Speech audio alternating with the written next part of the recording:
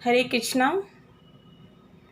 अभी पुरुषोत्तम मास 18 तारीख से शुरू हो गया है, जो 16 अक्टूबर तक रहेगा। इसे अधिक मास भी कहते हैं। ये महीना बहुत ही ऑस्पिशियस है। इस महीने में भगवान की कृपा बहुत ज़्यादा मिलती है। यह महीना भगवान को बहुत प्रिय है। इस महीने में भगवत गीता के 15वें अध्याय पुरुषोत्तम योग का अध्ययन और श्रवण करना चाहिए। अगर किसी को हमें संस्कृत पढ़ने में दिक्कत आती है तो इसका हिंदी अनुवाद भी हम पढ़ सकते हैं। इस अध्याय में कुल 20 श्लोक हैं। आइए हम सभी 15वें अध्याय का अध्ययन करें। श्लोक नंबर 1। भगवान ने कहा जाता है कि एक शाश्वत अस्वस्थ वृक्ष है, जिसकी जड़ें तो ऊपर की ओर है और शाखाएं नीचे की ओर, तथा पत्तियां वैदिक स्रोत है। जो इस वृक्ष को जानता है वह वेदों का ज्ञाता है। दूसरा श्लोक। इस वृक्ष की शाखाएं ऊपर तथा नीचे फैली हुई है और प्रकृति के 3 गुणों द्वारा पोषित है। इसकी टहनियाँ इंद्रिय विषय है। इस वृक्ष की जड़ें नीचे की ओर भी जाती है, जो मानव समाज के सकाम कर्मों से बंधी हुई है। श्लोक नंबर 3।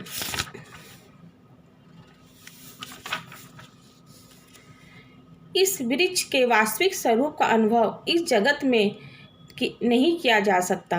कोई भी नहीं समझ सकता कि इसका आदि कहाँ है, अंत कहाँ है, या इसका आधार कहाँ है। लेकिन मनुष्य को चाहिए कि इस दृढ़ मूल वाले वृक्ष को विरक्त के शस्त्र से काट गिराए। तत्पश्चात उसे ऐसे स्थान की खोज करनी चाहिए जहाँ जाकर लौटना ना पड़े और जहाँ उस भगवान की शरण ग्रहण कर ली जाए, जिससे अनादिकाल से प्रत्येक वस्तु का सूत्रपात तथा विस्तार होता आया है। श्लोक नंबर 4। जो झूठी प्रतिष्ठा, मोह तथा कुसंगति से मुक्त है, जो शाश्वत तत्व को समझते हैं, जिन्होंने भौतिक काम को नष्ट कर दिया है, जो सुख तथा दुख के द्वंद्व से मुक्त है और जो मोह रहित होकर परम पुरुष के शरणागत होना जानते हैं, वे उस शाश्वत राज को प्राप्त होते हैं। श्लोक 5। वह मेरा परम धाम न तो सूर्य या चंद्रमा के द्वारा प्रकाशित होता है और न अग्नि या बिजली से। जो लोग वहां पहुंच जाते हैं वे इस भौतिक जगत में फिर से लौटकर नहीं आते। श्लोक 6। इस बद्ध जगत में सारे जीव मेरे शाश्वत अंग है। बद्ध जीवन के कारण वे 6 इंद्रियों से घोर संघर्ष कर रहे हैं, जिनमें मन भी सम्मिलित है। श्लोक 7। इस संसार में जीव अपनी देहात्म बुद्धि को एक शरीर से दूसरे में उसी तरह ले जाता है जिस तरह वायु सुगंधि को ले जाता है। इस प्रकार वह एक शरीर धारण करता है और फिर इसे त्याग कर दूसरा शरीर धारण करता है। श्लोक 9। इस प्रकार दूसरा स्थूल शरीर धारण करके विशेष प्रकार का कान, आँख, जीव, नाक और इंद्रिय विषय त्वचा प्राप्त करता है, जो मन के चारों ओर सुपंचित है। इस प्रकार वह इंद्रिय विषयों के विश्व समुच्चय का भोग करता है। श्लोक 10।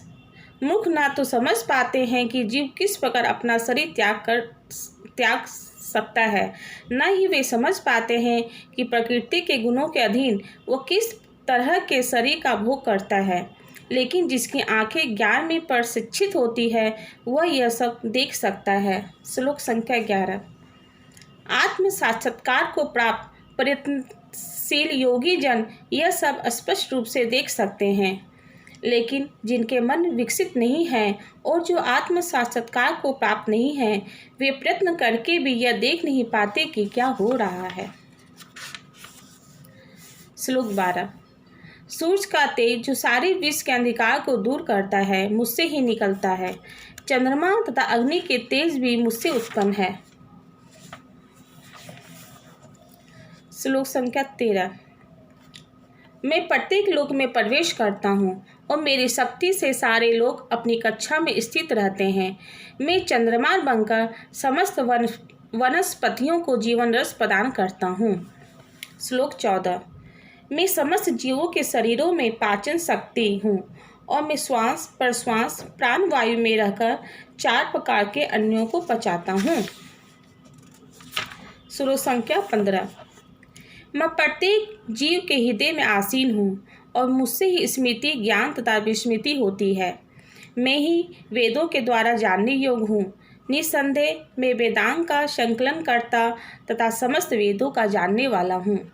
श्लोक 16। जीव 2 प्रकार के हैं, च्युत और अच्युत। भौतिक जगत में प्रत्येक जीव च्युत क्षर होता है और आध्यात्मिक जगत में प्रत्येक जीव अच्युत अक्षर होता है। श्लोक 17। इन दोनों के अतिरिक्त एक परम पुरुष परमात्मा है जो साक्षात अविनाशी भगवान है, जो तीनों लोकों में प्रवेश करके उनका पालन कर रहा है। श्लोक 18। चूँकि मैं क्षर तथा अक्षर दोनों के परे हूँ और चूँकि मैं सर्वश्रेष्ठ हूँ, अतएव मैं इस जगत में तथा वेदों में परम पुरुष के रूप में विख्यात हूँ। श्लोक 19। जो कोई भी मुझे संशय रहित होकर पुरुषोत्तम भगवान के रूप में जानता है, वह सब कुछ जानने वाला है। अतएव हे भरतपुत्र, वह व्यक्ति मेरी पूर्ण भक्ति में रत होता है। श्लोक 20। हे अनघ, यह वैदिक शास्त्रों का सर्वाधिक गुप्त अंश है जिसे मैंने अब प्रकट किया है। जो कोई इसे समझता है वह बुद्धिमान हो जाएगा और उसके प्रयास पूर्ण होंगे। इस प्रकार श्रीमद् भगवत गीता के 15वें अध्याय पुरुषोत्तम योग का भक्ति वेदांत तात्पर्य पूर्ण हुआ। हरे कृष्णा कृष्णा कृष्णा हरे हरे, हरे राम राम राम हरे हरे।